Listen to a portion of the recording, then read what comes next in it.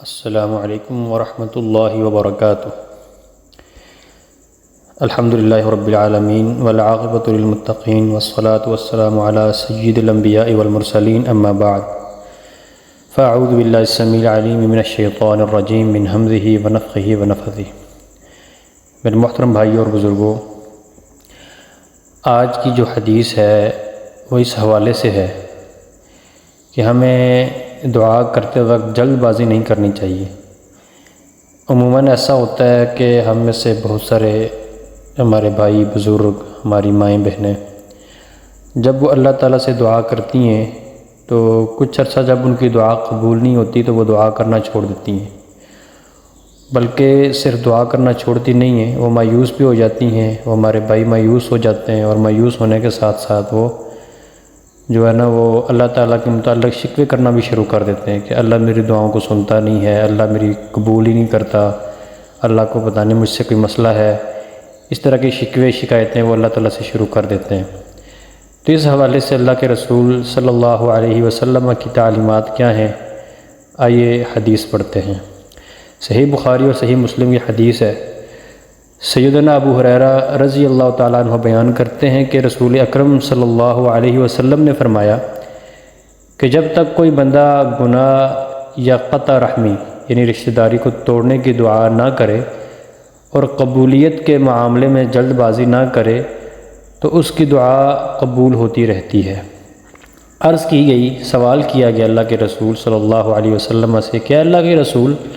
جلد بازی کرنا کیا ہے؟ تو آپ علیہ الصلاۃ والسلام نے فرمایا کہ بندہ کہتا ہے قد دعوت وقد دعوت،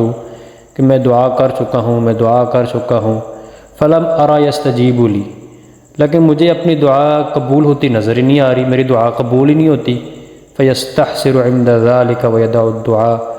تو وہ اس چیز کو جو ہے نا وہ اپنے طرف سے حقیر سمجھتا ہے اور مایوس ہو جاتا ہے اور دعا کرنا چھوڑ دیتا ہے۔ اس حدیث کی تشریح میں فتح الباری میں حافظ ابن حجر رحمہ اللہ لکھتے ہیں، کہتے ہیں کہ اس حدیث میں اللہ کے رسول علیہ الصلاۃ والسلام نے دعا کے آداب میں سے ایک ادب بیان فرمایا ہے، وہ یہ کہ انسان اللہ تعالیٰ سے مستقل دعا مانگتا رہے اور کبھی بھی مایوس نہ ہو۔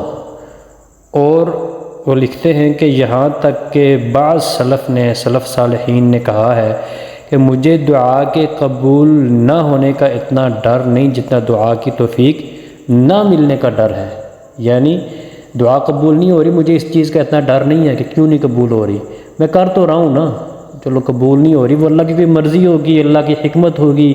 اس میں فیصلے ہوں گے۔ بلکہ حدیث میں آتا ہے کہ اللہ کے رسول علیہ الصلاۃ والسلام نے فرمایا کہ بندہ جب اللہ تعالیٰ سے دعا کرتا ہے تو اللہ تعالیٰ اس کی دعا کو 3 صورتوں میں جو ہے نا وہ رکھتے ہیں۔ پہلی صورت تو یہ ہوتی ہے کہ وہ دعا کرتا ہے، اللہ اس کو فوری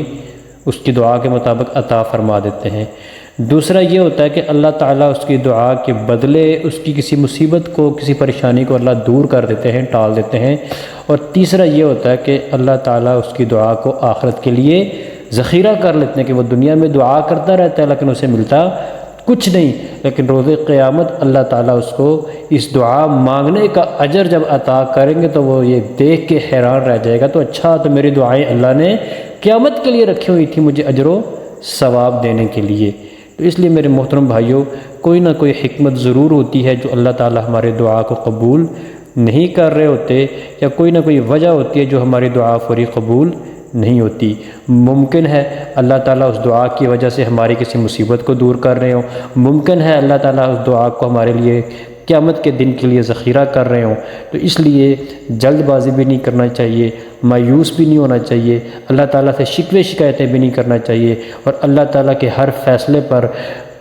سر تسلیم خم کرنا چاہیے، اپنے آپ کو جھکا لینا چاہیے اور اپنے آپ کو اللہ کے سپرد کر دینا چاہیے۔ اللہ تعالیٰ سے دعا ہے اللہ تعالیٰ ہمیں دعا کے جتنے بھی آداب ہیں تمام آداب کو دعا کرتے وقت ان آداب کا خیال رکھنا، ان آداب کے مطابق دعا کرنا، اللہ تعالیٰ ہمیں اس کی توفیق عطا فرمائے۔ وآخر دعوانا الحمدللہ رب العالمین۔